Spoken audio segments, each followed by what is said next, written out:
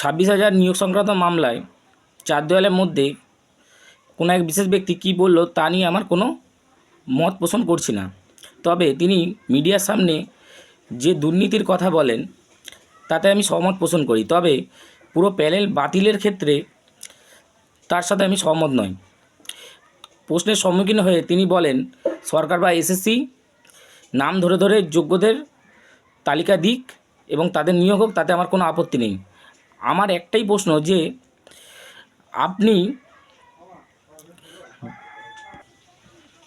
যোগ্যদের পাশে দাঁড়াতে পারেন তো, সরকার বা এসএসসিকে বলতে পারেন আপনার মাধ্যমে যে তারা